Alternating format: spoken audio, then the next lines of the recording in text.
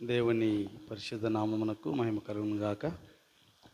క్రీస్తునందు ప్రియ సంగమా, ఇంతవరకు ప్రభునామాన్ని కీర్తన ద్వారా ప్రభునామాన్ని మహిమపరిచి ఉన్నాము.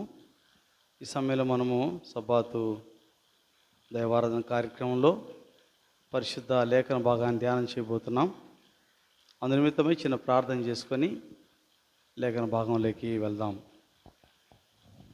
పరిశుద్ధుడైన మా తండ్రి, ప్రేమ కలిగిన మా ప్రభువా, మీ పరిశుద్ధ నామానికి వేలాది కృతజ్ఞతలు స్తోత్రములు చెల్లిస్తున్నామయ్యా. గడిచిన సబ్బాతు దినం మొదలుకొని ఈ సబ్బాతు దినం వరకు మీ కృప మాకు తోడుగా ఉంచారు. మీ స్తోత్రాలు చెల్లిస్తున్నాం.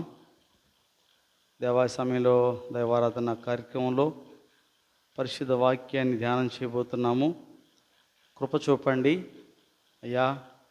అల్పుడైన నన్ను మీ సెరువు చాటును మరుగుపరిచి మాకందరికీ కావలసిన జ్ఞాన సందేశాన్ని మీరే అందిస్తారని ముందున్న సమయాన్ని మీ పరిశుద్ధ స్థలకు అప్పగించుకుంటూ యేసు నామములో ప్రార్థిస్తున్నాం తండ్రి, ఆమేన్. క్రీస్తునందు ప్రియమైన దేవుని బిడ్డలారా, మనం గత 3 వారాలుగా పరిశుద్ధ లేఖన భాగంలో నుంచి త్రిదూత వర్తమానము ధ్యానం చేస్తూ వస్తూ ఉన్నాము. గడిచిన 3 వారాలు ప్రకటన గ్రంథం 14వ అధ్యాయము 6-7 వచనాలు ధ్యానం చేస్తూ వస్తూ ఉన్నాము. ఈరోజు కూడా 7వ వచనాన్ని చదువుకొని మరోసారి మొదటి దూత వర్తమానంలో కొన్ని విషయాలు మనము ధ్యానం చేద్దాం. ప్రకటన 14వ అధ్యాయము 7వ వచనం.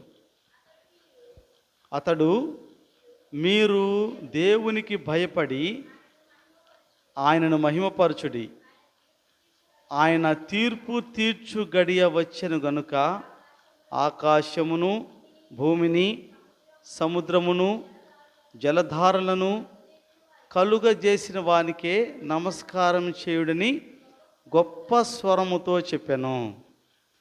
ఈ వచనాన్ని మనము గత 3 వారాలు ధ్యానం చేశాము. మరొక సందేశం ఈరోజు మనం వినబోతూ ఉన్నాము. జాగ్రత్తగా వినాలని మనం చేస్తున్నాను. గమనించండి, యేసు ప్రభువారు ఇశ్రాయేలు ప్రజలు ఆయన బిడ్డలుగా ఆయన ఏర్పాటు చేసుకొని ఆయన వారి నుండి కోరేది ఏంటంటే, నా పిల్లలు నా మాట వినాలి అని. ఏ తల్లిదండ్రి అయినా ఏం కోరుకుంటారు? అమ్మా, నా బిడ్డలు నా మాట వినాలి. దేవుడు కోరుకుంటున్న తప్పేమనుందా? మానవులుగా మనము మన బిడ్డలు మన మాట కోరుకుంటున్నామే. దేవునికి బిడ్డలుగా ఉన్న మనము ఆయన మాట వినాలని కోరుకుంటున్న తప్పేమనుందా? ఇప్పుడు మన బిడ్డలు మన మాట వినకపోతే మనం ఏమంటాం? మాట వినలేదంటాము. కొన్నిసార్లు అయితే కోపతాపాల మీద ఏమంటారంటే, నువ్వు నాకు పుట్టలేదు పోరా అంటారు.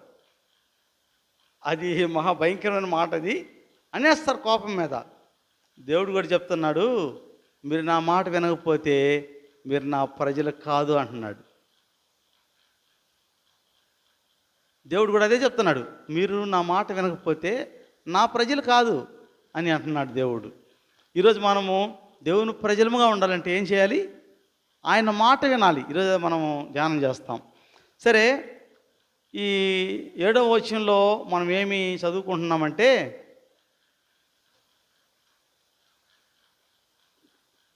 దేవునికి భయపడాలి, ఆయన్ని మహింపరచాలి. అది మనం ధ్యానం చేశాము.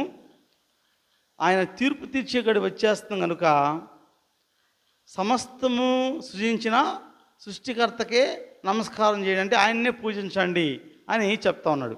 సృష్టికర్త ఎవరంటే యేసుప్రభువు వారు. ఆయన మనం పూజించాలంటే ఆయన మాట వింటేనే చదువుకుందాం. ఆయన మాట వింటేనే ఆయన్ని పూజించినట్లు, ఆరాధించినట్లు. సరే, ఇశ్రాయేలీయులు అబ్రహాం గారు చిన్న పొరపాటు చేశారు దేవుని దగ్గర. అది మనము 12వ అధ్యాయంలో చదువుకుంటాం. ఇప్పుడు కాదు, తర్వాత దాని గురించి చెప్తాను నేను. అబ్రహాం గారు చిన్న విషయంలో అవిధేయుడయ్యాడు దేవుని దగ్గర. అయితే అందుకోసరమై దేవుడు అవిధేయత నిమిత్తమై దేవుడు ఇశ్రాయేలీయుల్ని 430 సంవత్సరాలు ఐగుప్తు దేశానికి బానిసలుగా పంపించినట్లుగా మనం బైబిల్లో చూస్తున్నాం. మన బిడ్డలు తప్పు చేస్తే మనం ఏం చేస్తాం? మందలిస్తాము, పనిష్మెంట్ ఇస్తాం మనం, అవునా కదా? పనిష్మెంట్ ఇవ్వకపోతే వాళ్ళ తల్లిదండ్రులే కాదు. ఎందుకని? బిడ్డ చెడిపోతూ ఉంటే పనిష్మెంట్ ఇవ్వాలి, మంచి మార్గంలో పెట్టాలి. చూసి కూడా ఎట్టపోతే నాకేమైనా గమ్ముకుంటే వాళ్ళ తల్లిదండ్రులు అనరు. తల్లిదండ్రుల బాధ్యత ఉంటుంది. కనుక దేవుడు కూడా మన పరమ తండ్రి, మనకి ఆయన ఉన్నతమైనటువంటి ఈవులు ఇచ్చినవాడు కనుక మనల్ని ఆయన దారిలో పెట్టడానికి కొన్ని విషయాల్లో ఆయన మనం మందలిస్తూ ఉంటాడు. అబ్రహాం గారిని కూడా చిన్న పొరపాటు చేస్తే నీతిగాని దేశమందు నువ్వు పరవాసిగా ఉంటావు, 430 సంవత్సరాలు నువ్వు బానిసగా ఉంటావని దేవుడు చెప్పాడు. అలాగే ఉన్నారు. ఎక్కడ? ఐగుప్తు దేశంలో. చివరికి ఐగుప్తు దేశం నుంచి వాళ్ళు ఇజ్రాయెల్ దేశానికి వస్తూ ఉన్నారు. కనాన్ దేశానికి వస్తూ ఉంటే మార్గంలో దేవుడు వారిని పరీక్షించాడు. గమనించండి, ఖచ్చితంగా దేవుడు పరీక్షించినప్పుడు పరీక్షలో మనము నెగ్గే వారంగా ఉండాలి, పరీక్షలో మనం పాస్ అయ్యే వారంగా ఉండాలి. దేవుడు పరీక్షిస్తాడండి, ప్రతి విషయం దేవుడు పరీక్షిస్తాడు. చాలా ఉన్నాయి పరీక్షించే విషయాలు, ఈరోజు ఒకటి చూద్దాం. అయితే దేవుడు వారిని పరీక్షించిన బైబిల్ చూస్తున్నాము. నిర్గమకాండం 16వ అధ్యాయము. ఇశ్రాయేలు ప్రజల్ని దేవుడు పరీక్షించినట్లుగా బైబిల్లో చూద్దాం. నిర్గమకాండము 16వ అధ్యాయం 4వ వచనం. ఇదిగో నేను ఆకాశము నుండి మీ కొరకు ఆహారమును కురిపించదను, వారు నా ధర్మశాస్త్రం అనుసరించి నడుతురో లేదో అని నేను వారిని పరీక్షించినట్లు ఈ ప్రజలు వెళ్ళి ఏనాటి బంత్యము ఆనాడే కూర్చుకొనవలెను. చూసారా? ఇక్కడ దేవుడు ఇశ్రాయేలు ప్రజల్ని పరీక్షిస్తున్నాడు. ఏ సందర్భంలో? 400 ఏళ్ళు ఐగుప్తులో బానిసత్వం చేసి మరలా బయటకు వచ్చారు. బయటకు అంటే ఐగుప్తు దాటిన తర్వాత 2 నెలల తర్వాత వారిని దేవుడు పరీక్షిస్తున్నట్టు మనం చూస్తున్నాం. 8వ వచనం కూడా చూద్దాం. మరియు మోషే, మీరు తిరుడకై సాయంకాలమున మాంసమును ఉదయమున చాలినంత ఆహారమును యెహోవా మీకు ఇయ్యగాను, మీరు ఆయన మీద మీ సనుగులను యెహోవాయే వినుచుండగాను, మేము ఏ పాటి వారము, మీరు సనుగుట యెహోవా మీదనే కానీ మా మీద కాదనెను. ఇప్పుడు మోషే నాయకుడిగా ఉండి మోషే అహరోనులు దేవుడిచ్చిన ఆజ్ఞని ప్రజలకు చెప్తా ఉన్నారు. ఈ ప్రజలు దేవుడు చెప్పిన ఆజ్ఞ మోషే ప్రజలు చెప్తుంటే ఈ ప్రజలు దేవుని ఆజ్ఞకు ఏమాత్రం లోబడడం వల్లక మోషేని అహరోను సనుగుతున్నారు వీళ్ళు. అర్థమైందా? దేవుడు చెప్పిన ఆజ్ఞ, దేవుడు చెప్పినటువంటి వర్తమానము ప్రజలకు ఎవరు చెప్పాలి? మోషే చెప్పాలి, ఆయన బాధ్యత. అందుకే దేవుడు మోషేని పిలిచాడు. కనుక మోషే అహరోన్లు వర్తమానాన్ని ప్రజలకు ఇస్తూ ఉంటే, అయ్యా మీరు ఇలా నడుచుకోవాలని చెప్తా ఉంటే ఆ మాట వీళ్ళు చెప్తుంటే ప్రజలందరూ మోషే పైన సరుగుతున్నారు. అదే అన్నాడు ఇక్కడ, మీరు మా పైన సరుగుతున్నారు, మా పైన కాదు, మీరు దేవుని పైనే సరుగుతాం తెలుసుకోండి. గుర్తుపెట్టుకోవాలి. సత్యవాక్యాన్ని సేవకుడు బోధిస్తున్నప్పుడు విని ఈ వాక్యానికి లోబడకపోతే ఎవరికి లోబడినట్లు? లోబడినట్టు. సరే, ఆ వాక్యాన్ని బట్టి సనుక్కుంటే ఎవరిపైన సనుక్కున్నట్టు? అది సంగతి. ఈరోజున సత్యవాక్యం వింటున్నప్పుడు వాక్యాన్ని లోబడకుండా నువ్వు సేవకుడి పైన సనుగుతూ ఉన్నావంటే నువ్వు సేవకుడి పైన సనగట్లేదు, ఎవరిపైన? దేవుని పైనే సనుగుతున్నావు. వాక్యం చదివిస్తుంది. సరే, ఇప్పుడు వాళ్ళు ఏం సనిగారు? వాళ్ళు సనిగింది ఏంటి ఆలోచన చేస్తే ఇప్పుడు 2-3 వచనాలు, 16వ అధ్యాయం 2-3 వచనాలు. ఆ అరణ్యంలో ఇశ్రాయేలీలు సమాజమంతయు మోషే అహరోనుల మీద సనిగెను. ఇశ్రాయేలీలు మేము మాంసము వండుకొని కుండల యొద్ద కూర్చుండి తృప్తిగా ఆహారం తిన్నప్పుడు యెహోవా చేతి వలన ఎలా చావపోతిమి? ఈ సర్వ సమాజమును ఆకలి చేత చంపుటకు ఈ అరణ్యంలోనికి మమ్మల్ని అక్కడి నుంచి తోడుకొని వచ్చిరని వారితో అనగా. చూసారా, మోషే దేవుడు నా ప్రజలు బానిసత్వంలో ఉన్నారు, నా ప్రజలు కృంగిపోతూ ఉన్నారు, నా ప్రజలు ఐగుప్తులో వారి ఐగుప్తు బానిసత్వం అనిపిస్తున్నారు, అక్కడి నుంచి తీసుకొని రాయ్యా, వారికి మంచి పాలు తెలు ప్రవహించే దేశాన్ని ఇస్తాను అని దేవుడు మోషేను పంపిస్తే మోషే వెళ్ళాడు. తీసుకుని వస్తూ ఉంటే వీళ్ళు అంటున్నారు, మేము కమ్మగా హ్యాపీగా మేము మాంసాలు తింటున్నాం. ఎక్కడ? ఐగుప్తు బానిసత్వంలో. మాకు బానిసత్వమే బాగుంది, ఐగుప్తు దేశంలో బానిసగా ఉంటేనే మాకు బాగుంది, బానిసత్వం బయట తెస్తావా నువ్వు అని సనుగుతున్నారు. గమనించండి, ఈనాడు కూడా సాతాను బానిసత్వంలో సాతాను బందీలుగా ఉన్న వారి నిమిత్తమై వాక్యం బోధిస్తూ ఉంటే మేము అలా ఉంటేనే మాకు బాగుంది, సాతాను మందకాల నుంచి బయటికి రమ్మంటావా, సాతాను కుయుక్తి నుంచి బయటికి రమ్మంటావా అని సనిగే వాళ్ళు లేకపోలేదు ఈనాడు. నా ప్రియ దేవుని బిడ్డారా, గమనించండి, బైబిల్ వాక్యం తేటతెల్లంగా తెలియజేస్తుంది. మనకి దేవుని యొక్క వాక్యాన్ని నొందున్నట్టుగా మనకు బోధిస్తున్నప్పుడు వాక్యానుసారంగా జీవించాలి. జీవించలేకపోతే మరి నీకు నాకు అది శ్రేయస్కరం కాదని వాక్యం సెలవిస్తూ ఉంది. వీళ్ళు అంటున్నారు, మాకు ఆహారం లేకుండా చంపడానికి తీసుకొచ్చావా? ఎవరు తీసుకొచ్చారు వీళ్ళని? ఇశ్రాయేలు ప్రజల్ని ఐగుప్తు దేశం తీసుకొచ్చింది ఎవరు? దేవుడే కదా. మోషే ఓన్లీ ఒక పాత్ర. మోషేని నా పాత్రగా నేను పంపిస్తానని చెప్పాడు, కానీ మోషేగా తీసుకొస్తాను ఎవరు? దేవుడు. ఇంకో మాట చెప్పనా, అక్కడ పోయి మోషే 10 అద్భుత కార్యాలు చేశాడు. ఎవరు చేశారు అద్భుతాలు? దేవుడు. మోషేని ఊరకు వాడుకున్నాడు అంతే. మోషే నీ కర్ర కింద పడేయమంటే అది పామైంది. ఎవరు చేశారు? దేవుడు చేశాడు. మోషే నీ కర్రతో వ్యర్థాల మీద కొట్టమంటే కొట్టాడు, ఆ నీళ్ళు రక్తంగా మారిన. ఎవరు చేశారు? దేవుడు చేశాడు. మోషే బుగ్గి చల్లు వాళ్ళ పైన అంటే చల్లితే అంతా ఇశ్రాయేల్ దేశం అంతా ఐగుప్తు దేశం అంతా పేలుతో నిండిపోయింది. ఎవరు చేశారు? దేవుడు చేశాడు. ఎర్ర సముద్రం 2 పాయలుగా చీల్చాడు. ఎవరు చేశారు? దేవుడు చేశాడు. మోషే జస్ట్ ఒక పాత్ర మాత్రమే, చేసినంత దేవుడు. ఇప్పుడు తిరుగుబాటు వీళ్ళు మోషే పైన చేస్తున్నారంటే ఎవరి పైన చేస్తున్నారు? దేవుని పైన. మోషే కదా పిలిచింది ఎవరు? మోషే తీసుకొచ్చింది ఎవరు? తెచ్చింది దేవుడు కదా. చదవండి అక్కడ 3వ వచనము. ఇశ్రాయేలీయులు మేము మాంసం వండుకొని కుండల యొద్ద కూర్చుండి, చూసారా, మాంసం వండుకున్నాము, కుండల దగ్గర కూర్చొని, ఇంకా అది ప్లేట్లోకి రాలా, వండుకుంటా కుండల దగ్గర కూర్చొని తృప్తిగా తిన్నాము. యెహోవా చేతి వలన. చూసావా, అప్పుడు మేము ఎందుకు తాగకూడదు? చంపేస్తే పాపోయింది దేవుడు మమ్మల్ని. దేవుడేమో వారు నాయన ఈ చావకూడదురా, మీరు ఈ బానిసత్వం ఉండకూడదురా, రెండ్రా బయటికి మీకు పాలు తెలు ప్రవహించే దేశాన్ని ఇస్తానరా అంటే వీళ్ళంటారు మేము అక్కడే చావకపోయామా? నేటి ప్రజలు కూడా అలాగే ఉన్నారు. ఆనాడే కదా, ఈనాడు కూడా. సత్య మార్గంలో జీవించండిరా బాబు అంటే మాకెందుకు, మేము అలాగే ఉంటాం, అలాగే చావకపోయామా అని ఇశ్రాయేలు అంటూ ఉన్నారు. నా ప్రియ దేవుని గారు గమనించండి. సరే, ఇలా సనుక్కుంటూ ఉన్నారు. అయితే ఆయన ఎలా పరీక్షించాడు వాళ్ళని గమనిస్తే, దేవుడు వాళ్ళని చెప్పాం కదా, దేవుడు వాళ్ళు ఈ విధంగా ఎప్పుడైతే సనుక్కుంటున్నారో దేవుడు వారిని పరీక్షించాడు. 4వ వచనం. ఇదిగో నేను ఆకాశం నుండి మీ కొరకు ఆహారమును కురిపించదను. ఈ మాట బాగా వినాలి.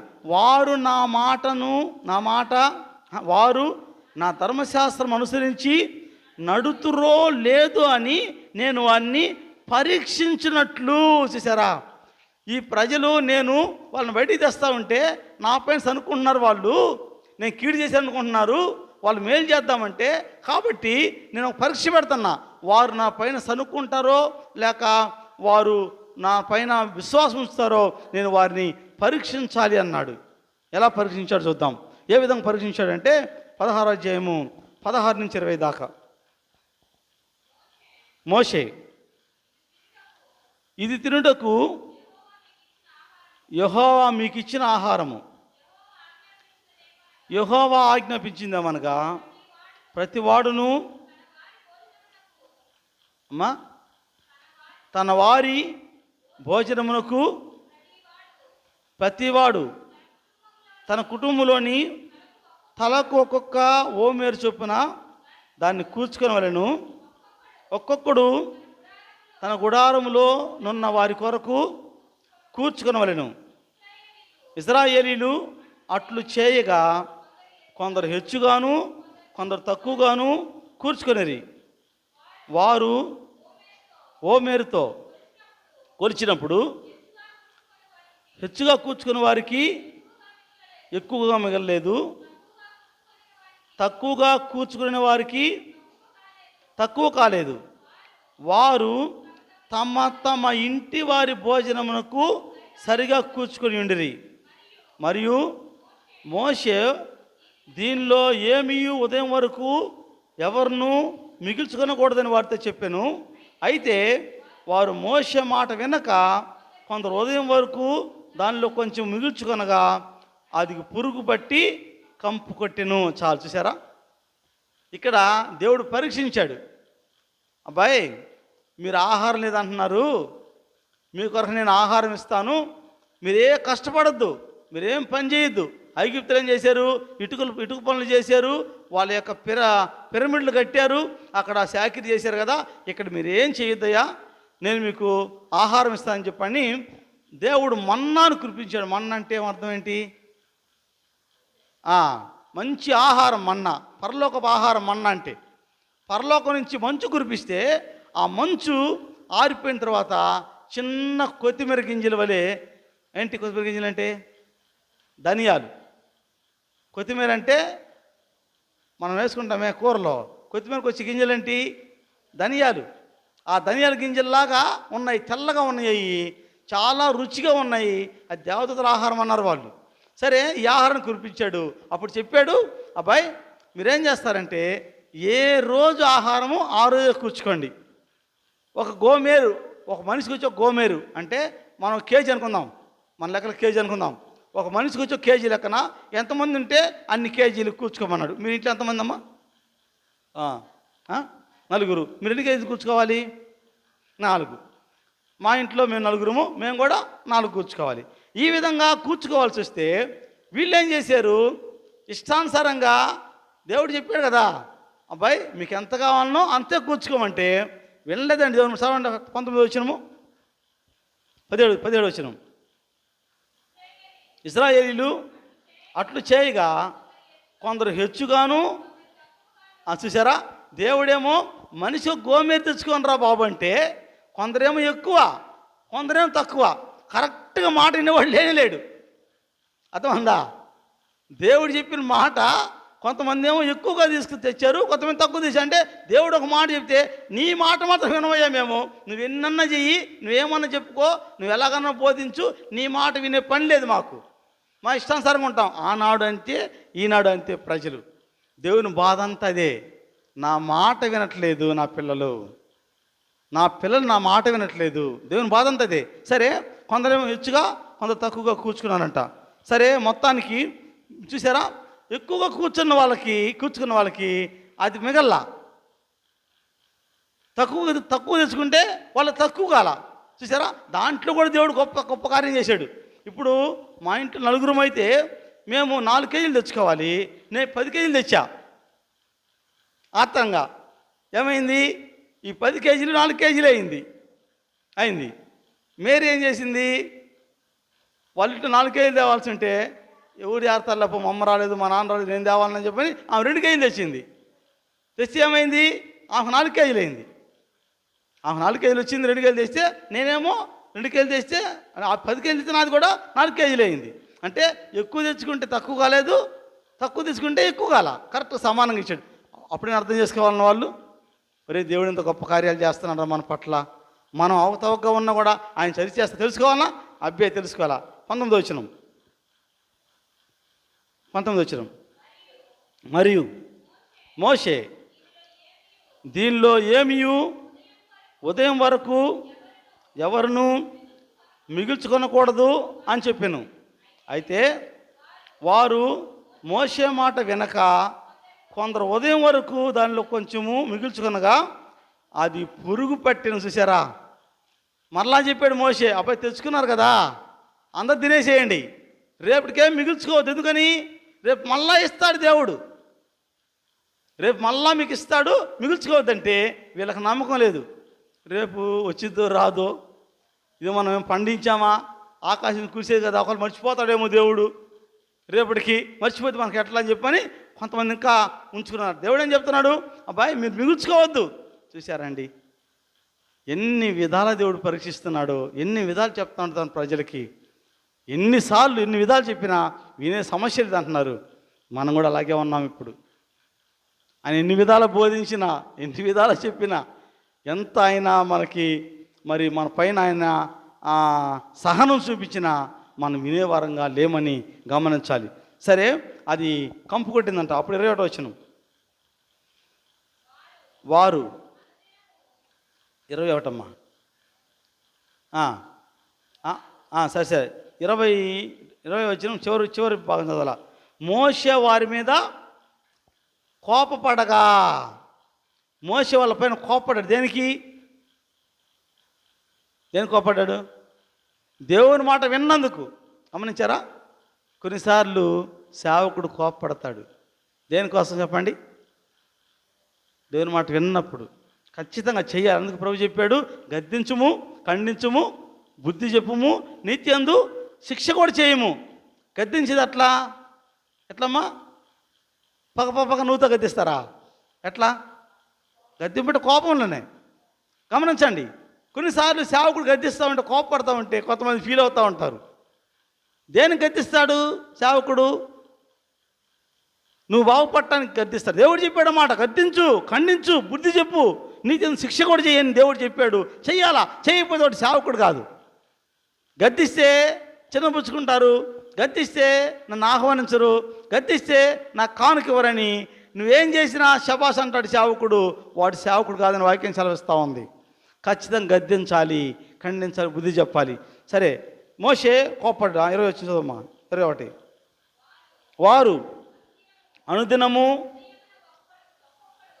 ఉదయమున ఒక్కొక్కడు తన ఇంటి వారి భోజనముకు తగినట్టుగా కూర్చుకొండ్రి, ఎండ వేడిమికి అది కరిగెను. 6వ దినమున వారు ఒక్కొక్కరికి 2 సోమరులు చొప్పున 2 ఆహారం కూర్చుకున్నప్పుడు సమాజం యొక్క అధికారులందరూ వచ్చి అది మోషేకు తెలిపిరి. చూసారా? 6వ దినమున ఒక్కొక్కళ్ళు వచ్చి 2 సోమరాలు వాళ్ళు తెచ్చుకున్నారు. ఎందుకు చెప్పండి? దేవుడు ఇక్కడ ఏం చేస్తున్నాడు ఇశ్రాయేల్ ప్రజల్ని? ఈ సందర్భంలో ఇశ్రాయేల్ ప్రజల్ని దేవుడు ఏం చేస్తున్నాడు? పరీక్షిస్తున్నాడు. అవును కదా? టెస్ట్ చేస్తున్నాడు, వాళ్ళని పరీక్షిస్తున్నాడు. ఇప్పుడు ఏ రోజుకు ఆ రోజు వాళ్ళకి మన్నా కురిసిద్ది. 6వ రోజు మాత్రము ముందేం చెప్పాడు? నీవు ఇంటికి వచ్చి ఓమేరైనా 1 కేజీ అనుకుందాం మనం, ఒక్కొక్కరి ఇంటి 1 కేజీ తెచ్చుకోవాలన్నాడు ఒక మనిషికి వచ్చి. ఇప్పుడేమంటున్నాడు? మీరు 6వ రోజున 2 కేజీలు తెచ్చుకోవాలి, 2 ఓమేరాలు. కారణం ఏంటి? మరుసటి రోజు 7వ దినం ఏంటి? విశ్రాంతి దినము. ఆ రోజున మీకు అంటే ఆకాశం నుంచి మన్నా కురియదు ఆ రోజున. చదవండి ఇప్పుడు 23వ వచనము. అందుకు అతడు యెహోవా చెప్పిన మాట, మోషే చెప్తున్నాడు వాళ్ళకి, యెహోవా చెప్పిన మాట ఇది, రేపు విశ్రాంతి దినము, అది యెహోవాకు పరిశుద్ధమైన. చూసారా ఏమంటున్నాడు? రేపు విశ్రాంతి దినం ఎవరికమ్మది? యెహోవాకి పరిశుద్ధమైన విశ్రాంతి దినము. అది ఎవరికి విశ్రాంతి దినం? అది యెహోవాకి. గమనించండి, మనం అనుకుందాం. ఇప్పుడు కొంతమంది ఏం చెప్తారు? విశ్రాంతి దినం మనకు కాదు, అది దేవుడు మార్చేశాడు. అంటే దేవుడు ఏమని పడతాం? మారని దేవుడవు నీవేనయ్యా, మరుగై ఉండలేదు నీకు యేసయ్యా. అది బైబిల్ నుంచి వాక్యం తీసి పాట రాశాడు ఒక ఆయన. దేవుడు మార్పు లేనివాడు, ఆయన నిన్న నేడు ఏకరీతిగా ఉన్న దేవుడిని బైబిల్ చదివిస్తూ ఉంది. ఆయన ఏమన్నాడు? విశ్రాంతి దినము అది యెహోవాకి పరిశుద్ధ విశ్రాంతి దినం. అది ఎవరికి? యెహోవాకి. యెహోవాకి నిన్నొకటి, ఈరోజు ఒకటి, రేపు ఒకటి, ఎల్లుండి ఒకటి, అలా మార్చుకుంటాడు ఆయన. ఆయన మారనివాడు, ఆయన కార్యాలు మారవు, ఆయన యొక్క ఉద్దేశాలు మారవు. సో విశ్రాంతి దినము ఆయనకి. చదవనమ్మా 23వ వచనము. అందుకు అతడు, మోషే చెప్తున్నాడు ప్రజలకి, యెహోవా చెప్పిన మాట ఇది, రేపు విశ్రాంతి దినము, అది యెహోవాకు పరిశుద్ధమైన విశ్రాంతి దినం. చూసారా? యెహోవాకి పరిశుద్ధమైన విశ్రాంతి దినం. ఈరోజు ఏ దినం ఇది? విశ్రాంతి దినం. ఎవరికి ఇది? యెహోవాకు పరిశుద్ధమైంది. ఈ దినాన్ని నీకు నాకు ఇచ్చి పరిశుద్ధంగా ఆచరించమని దేవుడు చెప్పాడు. ఇది నా దినం కాబట్టి దీన్ని పరిశుద్ధంగా ఆచరించమంటే మనం ఏమన్నాము? సమస్య లేదు, నీ మాట వినే సమస్య లేదు. మేము దేవా, యెహోవా, యేసు ప్రభువా, నువ్వేమన్నా చెప్పు, నీ మాట వినేటువంటి సమస్య మాకు లేదు, మాకు అవసరమే లేదు నీ మాట వినే అవసరం. ఎంత దౌర్భాగ్యంలో ఉన్నామో ఆలోచన చేయండి. ఎంత దౌర్భాగ్యంలో ఆలోచన చేయండి. ఏమి తెలిసి మనము దేవునికి విరోధంగా జీవిస్తున్నాము? గమనించండి. ఏమి తెలిసి మనకి బైబిల్లో ఉంది కదా, బైబిల్ ఏమింటే ఎవరు? దేవుడే కదా. వాక్యం వినాలన్నా వద్దా? మనము అంగీకరించాలా వద్దా? ఇది మనకు వద్దా? ఈ వాక్యం మనకు వద్దా? ఏమండి మీరు చెప్పండి. ఒకవేళ ఇగో ఈ వాక్యాలు మనకు కాదు, ఈ వాక్యాలు మనకని ఏమన్నా మీరు డివైడ్ చేస్తారా? కాదు కదా. ప్రతి మాట మనకి దేవుడు ఇచ్చాడు కదా. కనుక ఇక్కడ దేవుడు క్లియర్గా చెప్పాడు, విశ్రాంతి దినము పరిశుద్ధంగా ఆచరించండి, అది యెహోవాకు పరిశుద్ధం అని చెప్పిన మనం చూస్తున్నాం. సరే,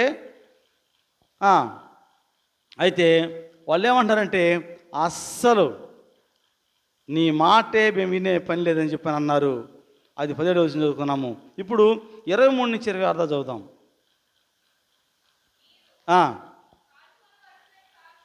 మీరు కాల్చుకోవాల్సింది కాల్చుకోండి, మీరు వండుకోవలసింది వండుకోండి, ఉదయం వరకు మిగిలినంతయు మీ కొరకు ఉంచుకోండి వారితో చెప్పాను.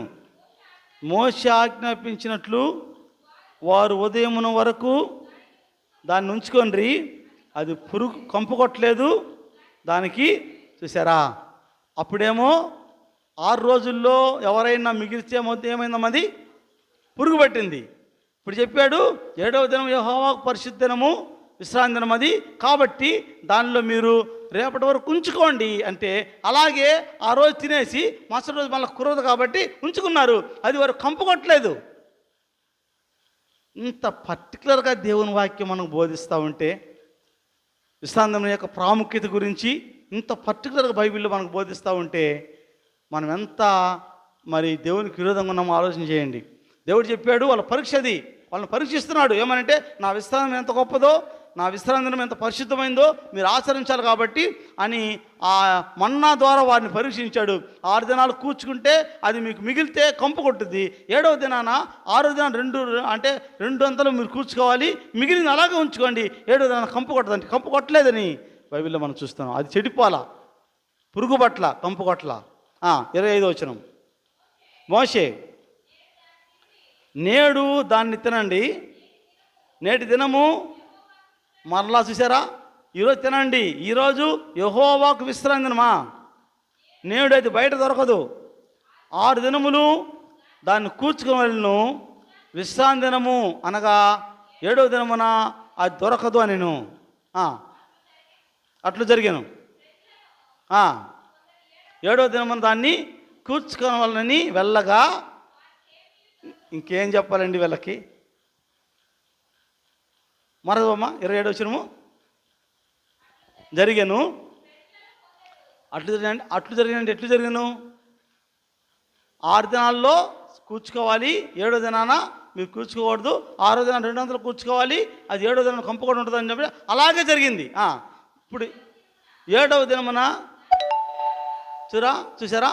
ప్రజలలో కొందరు 7వ దినమున దాన్ని కూర్చుకొని వెళ్ళగా వారికి ఏమీ ఇంతగా చెప్తున్న దేవుడు మరలా 7 దినం కొంత పోయారంట. అబ్బాయి మీకు 6 దినాలు నేను మన్నా గురి ఎందుకు ఇవన్నీ ఎందుకు చెప్తున్నాడు దేవుడు చెప్పండి? ఇదేనికి ఈ ప్రాక్టీస్ అంతా దేనికి? వాళ్ళకి విశ్రాంతి దినము పరిశుద్ధంగా ఆచరించాలి అంటానికి చెప్తున్నాడు ఇవన్నీ. అందుకే పరీక్ష పెట్టాడు దేవుడు వాళ్ళకి. పెడితే దేవుడు ముందు వాళ్ళు 6 రోజులు ఎక్కువ కూర్చుకుంటే కంపు కొట్టింది, 7వ రోజున 6 రోజున 2 ఒమేరలు తెచ్చుకుంటే అది చెడిపోలేదు. ఇంత తెలిసినప్పటికి కూడా 7వ రోజు మీకు దొరకదని దేవుడు చెప్పాడు. మరలా కూడా 27వ వచనం, ప్రజల్లో కొందరు 7వ దినమున దాన్ని కూర్చుకొని వెళ్ళగా వారికి ఏమీ దొరకపోయాను. ఇంత చెప్పినా కూడా 7వ రోజున మళ్ళా వెళ్ళారండి వాళ్ళు. చూసారా ప్రజలు ఎలా ఉన్నారు? దేవుని ప్రజలు ఎలా ఉన్నారు చూడండి. దేవుడు ఇంతగా చెప్పి వాళ్ళకి ఇంత పరీక్ష పెట్టి వాళ్ళ ముందు ఆ కళ్ళ ముందు కనబడుతున్నప్పుడు కూడా దేవుడు చెప్పాడు, మీకు 7వ దినమున దొరకదు అది అని చెప్పంటే వీళ్ళు మళ్ళీ కొంతమంది వెళ్ళారంట.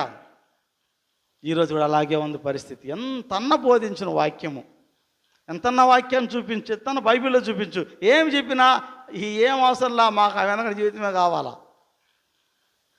దేవుడు అంటే వాక్యము, వాక్యం ద్వారా మనకు దేవుడు మనకు ప్రత్యక్షం అవుతున్నాడు, వాక్యం ద్వారా మనము నడవలసిన మార్గం చూపిస్తున్నాడు. అలా నడుచుకోమని దేవుడు చెప్తా ఉంటే ఎన్ని చెప్పినా వాక్యాన్ని మాత్రం వినము, వాక్యాన్ని మేము లోబడము, వాక్యాన్ని అంగీకరించము. మాకున్నటువంటి తలంపులు మావే, మాకున్న ఆలోచన మాదే, మా ఇష్టం మాదే అన్నారు కూడా అంతే. వాళ్ళు 7వ దినం మీకు దొరకదంటే మళ్ళీ పోయారంట. అసలు నిజంగా ఈ సెంటెన్స్ చదువు మీకు అర్థమవుతుంది. వాళ్ళు ఎంత తిరుగుబడతారో చూడండి, ఎంత కఠినమైన మనసు చూడండి వాళ్ళది. దేవునికే దేవుడు చెప్తా ఉంటే ప్రత్యక్షంగా వద్దురా నాయన అంటే మేము పోతామంటున్నారు. పోయారు. 7వ రోజు మీకు దొరకదురా అంటే మేము పోయేదని చెప్పి మళ్ళీ పోయారు. ఇప్పుడు అందుకు దేవుడు ఏమంటున్నాడు చూద్దాం. మోషే ద్వారా మరలా దేవుడు చాలా ఖండితంగా హెచ్చరించినట్టు మనం చూస్తున్నాము. 28-29 వచనాలు. అందుకు యెహోవా మోషేతో ఇట్లా, నేను చూసారా, మీరు ఎన్నాళ్ళ వరకు నా ఆజ్ఞలను నా ధర్మశాస్త్రమును అనుసరించి నడువనొల్లరు. చూసారా, ఎంతకాలం మీరు నా ఆజ్ఞలను నా ధర్మశాస్త్రాన్ని అనుసరించి నడవకుండా ఉంటారు మీరు? ఎంతకాలము? 430 సంవత్సరాలు పంపించానే బానిసత్వానికి, మళ్ళీ బయటికి తీసుకొచ్చానే, ఎర్ర సముద్రం నుండి పాయలుగా చీల్చానే, పెద్ద అద్భుతాలు చేశానే, మీకు దేవుడుగా ఉండి మిమ్మల్ని కాపాడానే, మిమ్మల్ని జ్ఞాపకం చేసుకున్నానే, నేను మళ్ళీ పరీక్ష పెడితే ఎన్నాళ్ళ వరకు మీరు నా మాట వినకుండా ఉంటారు? ఇదే మాట దేవుడు ఈరోజు అడుగుతున్నాడు నిన్ను నన్ను. ఆయన నిత్యుడు, నిన్న నేడు రేపు ఏకరీతిగా ఉన్న దేవుడు. ఆ రోజున వారిని అడిగాడు, ఈ రోజున నిన్ను నన్ను అడుగుతున్నాడు దేవుడు. ఏమని? ఎన్నాళ్ళ వరకు మీరు నా మాట వినకుండా నాకు తిరుగుబాటు చేస్తారు? సో మన చదవమ్మా. అందుకు యెహోవా మోషేతో ఇట్లా, నేను మీరు ఎన్నాళ్ళ వరకు నా ఆజ్ఞను నా ధర్మశాస్త్రమును అనుసరించి నడువనొల్లరు? చూడుడి, నిశ్చయముగా యెహోవా ఈ విశ్రాంతి దినమును ఆచరించుటకు మీకు సెలవిచ్చాను కనుక 6వ దినమున 2 దినముల ఆహారం మీకు అనుగ్రహించుచున్నాడు. ప్రతి వాడును తన చోట నిలిచి ఉండవలెను. 7వ దినమున ఎవడు తన చోట నుండి బయటికి వెళ్ళకూడదు. చూసారా, అది యెహోవాకు విశ్రాంతి దినము కాబట్టి ఎన్నాళ్ళు మీరు నా మాట వినకుండా ఉంటారు? ఎన్నాళ్ళు తిరుగుబాటు చేస్తారు మీరు? ఎన్నాళ్ళు మీ ఇష్టానుసారంగా జీవిస్తారు మీరు? వాక్యమై ఉన్న దేవాన్ని ప్రార్థన చేస్తాం, దేవుడు వాక్యమయ్యని బోధిస్తాం, దేవుడు వాక్యం ద్వారా మనతో మాట్లాడుతున్నాడు అంటాము, ఇన్ని చేస్తాం, కానీ వాక్యానికి మాత్రం లోబడం. దేవుని లోబట్టం అంటే ఎక్కడున్నాడు దేవుడు? వాక్యం ద్వారా ఉన్నాడు దేవుడు. మరి ఆయన లోబడి, వాక్యం లోబడితే ఆయన లోబడినట్టు. వాక్యం చెప్తా ఉంటే వాక్యం లోబడకుండా నేను దేవుని లోబడ్డానంటే నువ్వు అబద్ధికుడు. వాక్యం సెలవిస్తూ ఉంది, నీలో సత్యం లేదని వాక్యం సెలవిస్తూ ఉంది. 1 యోహాను 2వ అధ్యాయం 4వ వచనం.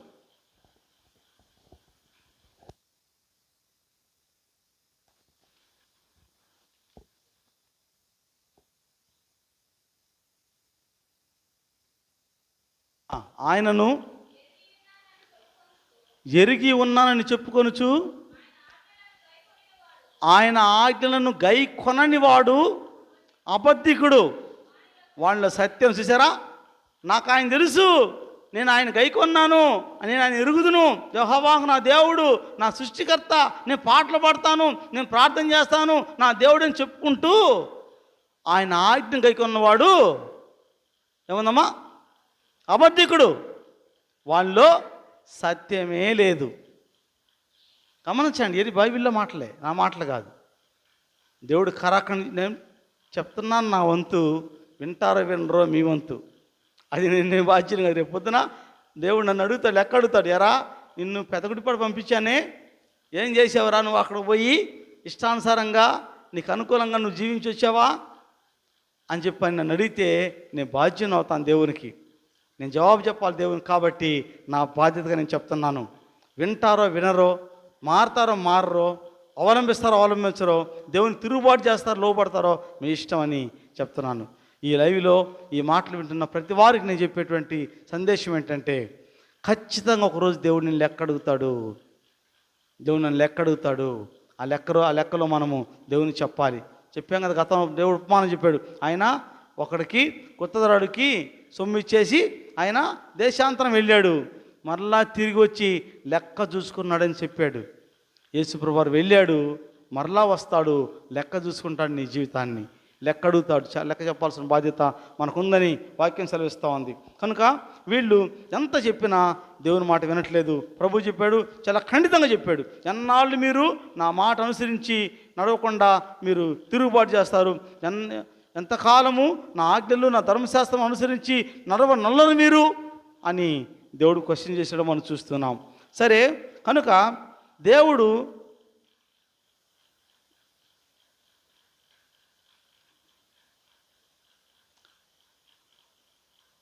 ఏదైతే మనకు చెప్తాడో, దేవుని మాట వింటేనే నువ్వు ఆయన జనాంగంగా ఉంటావు, ఆయన ప్రజలంగా ఉంటాం మనం. అర్థమవుతుందా? దేవుని మాట వింటేనే మనం దేవుని ప్రజలము. బైబిల్లో ఉంది ఇవన్నీ. దేవుని మాట వినకుండా నేను దేవుని ప్రజల్లో ఉన్నానంటే నువ్వు మాయలో ఉన్నావు, నువ్వు ఇంకా భ్రమలో ఉన్నావు. ఆయన మాట వినకుండా ఆయన ఏమంటున్నాడు, నువ్వు నా ప్రజల్లో చారవు. అసలు మాట వినకుండా ప్రజల్లో చారవు. ఒక మాట తెలిసిన, ఒక ఉదాహరణ చెప్పుకుందాం. ఆధార్ కార్డులో వయసును బట్టే నీ వయసు పరిగణించబడుతుంది. చదువుకునే వాళ్ళంటే సర్టిఫికేట్స్ ఉన్నాయి, అవి కూడా ఆధార్ కార్డులో వాళ్ళు మార్చుకోవాలి, వాటిని మోడిఫై చేసుకోవాలి. అయితే ఆధార్ కార్డులో ఎంత వయసు ఉంటే అదే నీకు ప్రభుత్వం వారు పరిగణిస్తారు. ఆధార్ కార్డులో ఒక వయసు ఉంటే నువ్వు నాకు పోయి నా వయసు ఎంత అంటే పరిగణించరు. ఎందుకని? కారణం ఏంటి? ఆధార్ కార్డులో ఏది ఉంటే అదే. కనుక దేవుని యొక్క ఆజ్ఞలో ఏది ఉంటే అది పాటిస్తేనే నువ్వు దేవుని బిడ్డవి. వాక్యంలో ఏదో ఉంటే నువ్వేదో ఒక డేట్ వేసుకుని పోయి అయ్యా ఇదంటే వాళ్ళు ఎట్లా యాక్సెప్ట్ చేయరో, దేవుడు కూడా ఆయన బిడ్డగా నిన్ను యాక్సెప్ట్ చేయడు, నన్ను యాక్సెప్ట్ చేయడు. చదువుకుందాం బైబిల్లో 19వ అధ్యాయము 5-6 వచనాలు. నిర్గమకాండమే 19వ అధ్యాయం 5-6 వచనాలు.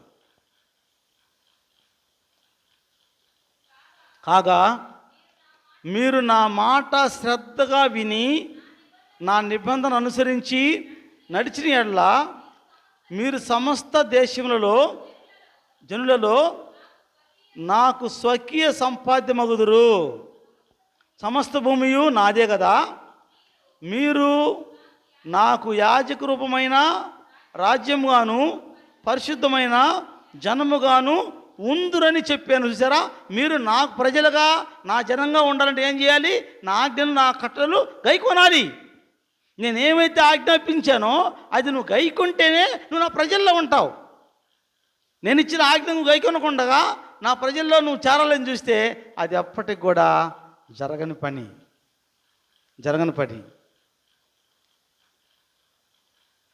10th క్లాసు పాస్ అయితేనే ఇంటర్వ్యూ పోయేది, ఫెయిల్ అయితేనా?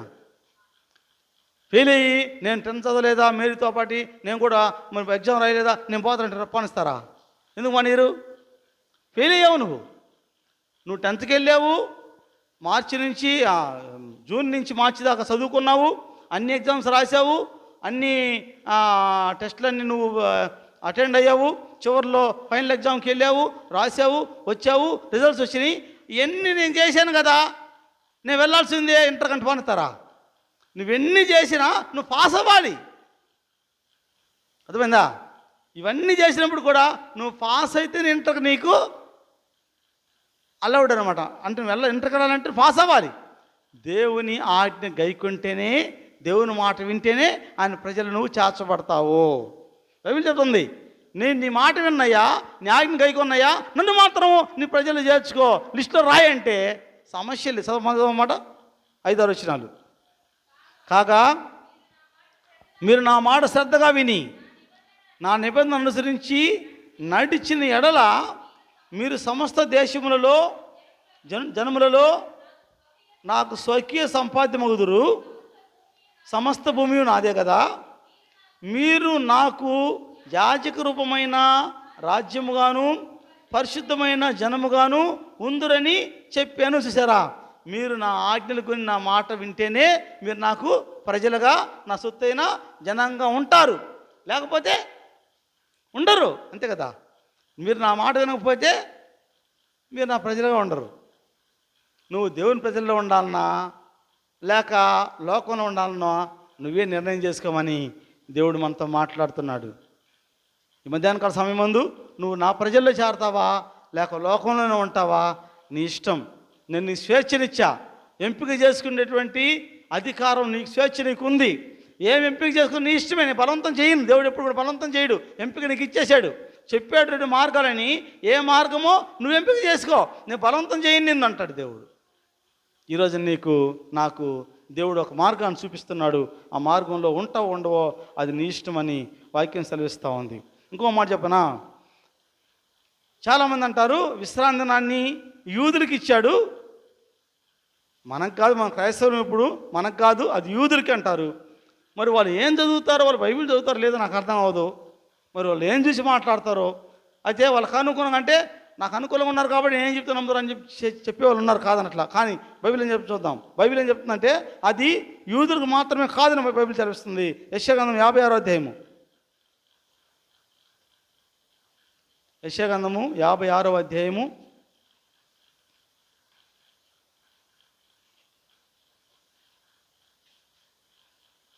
56వ అధ్యాయము 5-6 వచనాలు.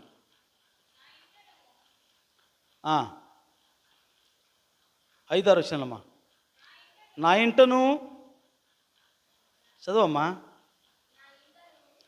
నా ఇంటను నా ప్రాకారముల్లోనూ ఒక భాగమును వారికి ఇచ్చేదను, కొడుకులు కూతుర్లు అమ్మా మీరు గమ్మున, నేను చదువుతాను, గమ్మునండి, మీకు తెలుగు రావట్లేదు.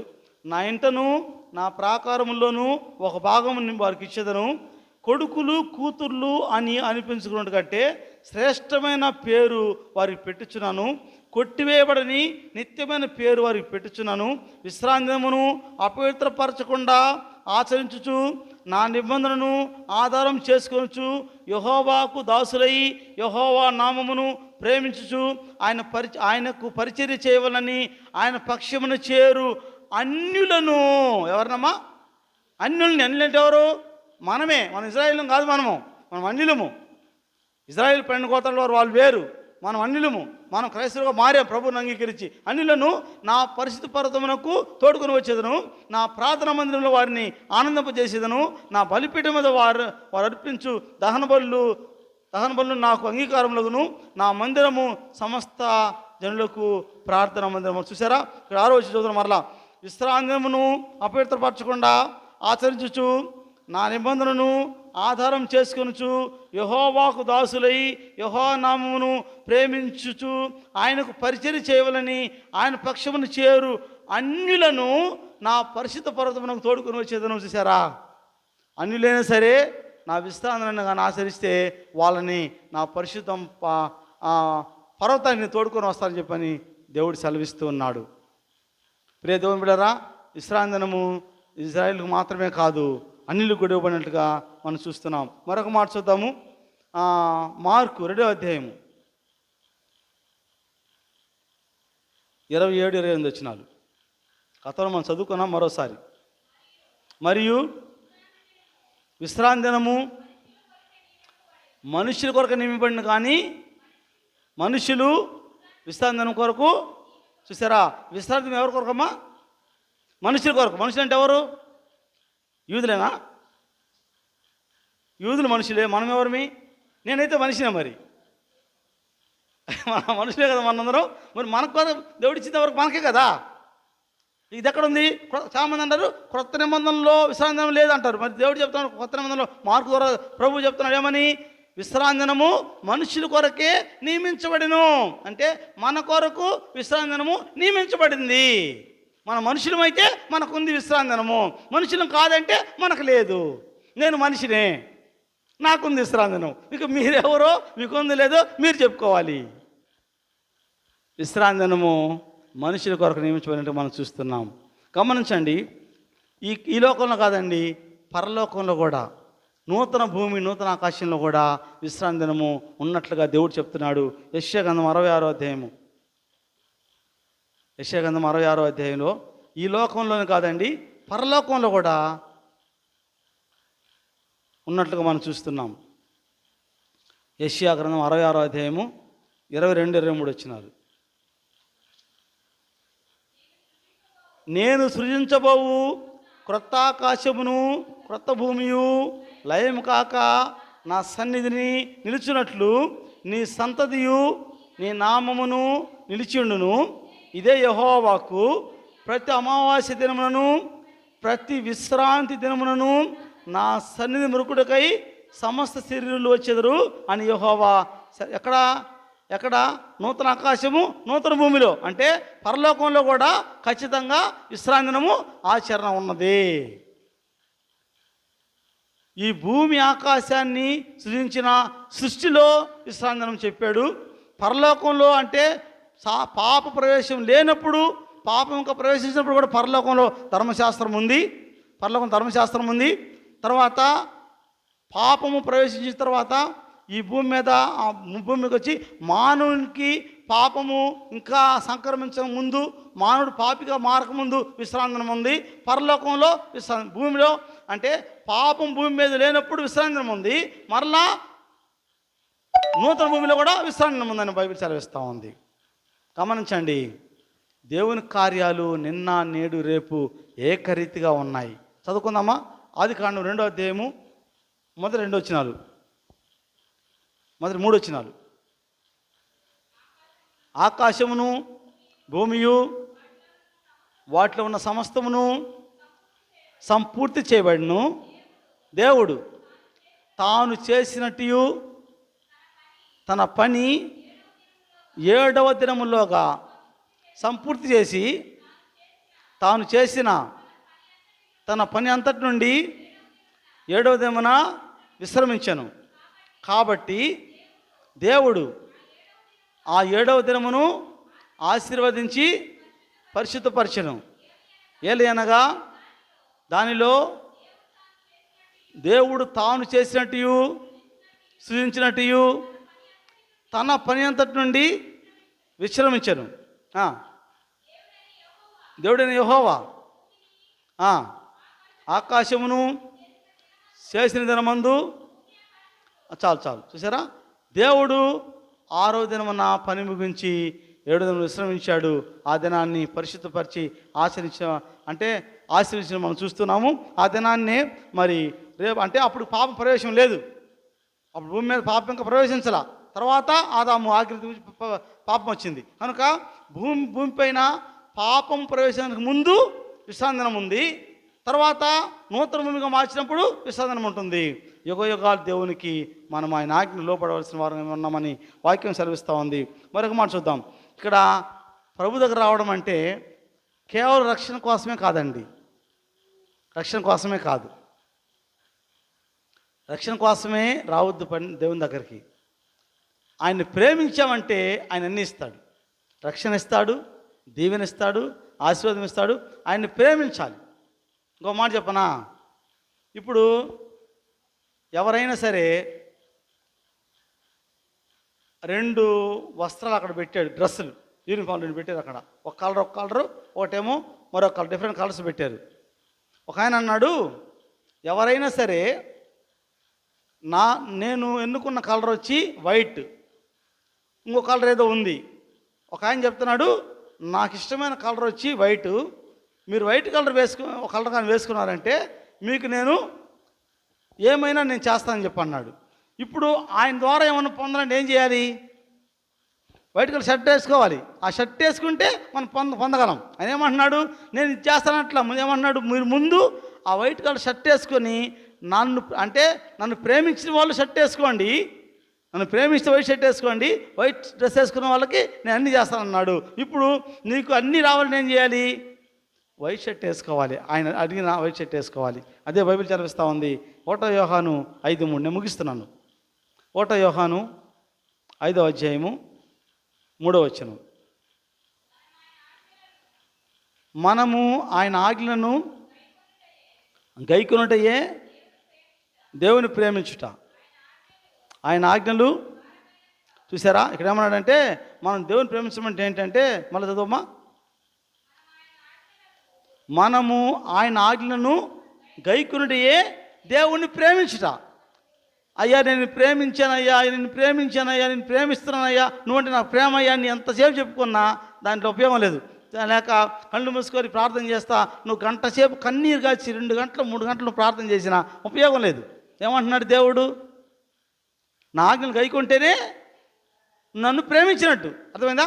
నువ్వు దేవుని ప్రేమిస్తున్నావా అంటే ఏం చెప్పగలవు ఇప్పుడు? ఓకే, గైకొని ప్రేమించినట్టు. ఇప్పుడు మనము ఎవరన్నా వచ్చి నువ్వు దేవుని ప్రేమిస్తున్నావు అంటే ఏం చెప్పగలము? ఏం నవ్వుతారు? నువ్వు దేవుని ప్రేమిస్తున్నావా అంటే మనం ఏం సమాధానం చెప్తాం? నేనైతే ప్రేమిస్తున్నాను అంట. నేను చెప్తాను, నేను ప్రేమిస్తున్నాను దేవుడు. ఎందుకని? ఆయన ఆజ్ఞలు నేను గైకుంటున్నాను. మీ ఇష్టానికి వదిలేస్తున్నాను. ఈ రోజున దేవుని సందేశం వింటున్నాను నా దేవుని బిడ్డారా, మీకు ఇష్టానికి వదిలేస్తున్నాను. దేవుడైతే సమాధానం ఏంటి? నాకొద్దు, నాకు సమాధానం చెప్పొద్దు, నాకు అవసరం లేదు. కూర్చున్న మీ అందరికీ ఈ శబ్దంతరం ద్వారా దేవుని మాటలు వింటున్న వారికి దేవుడు ఒక పరీక్ష పెడుతున్నాడు. నువ్వు ఆయన ప్రేమిస్తున్నావంటే దానికి సమాధానం ఏంటి? ఇంకో మాట కూడా చూపిస్తాను. యోహాను సువార్త 14వ అధ్యాయము 15వ వచనం. యోహాను సువార్త 14వ అధ్యాయం 15వ వచనం. మీరు నన్ను ప్రేమించిన యెడల, చూసారా? చదవమ్మా, చాలు. మీరు నన్ను ప్రేమించిన యెడల నా ఆజ్ఞలను గైకొందురు. నువ్వు కానీ దేవుని ప్రేమిస్తున్నాను అంటే నువ్వు ఆయన ఆజ్ఞలను గైకొంటావు.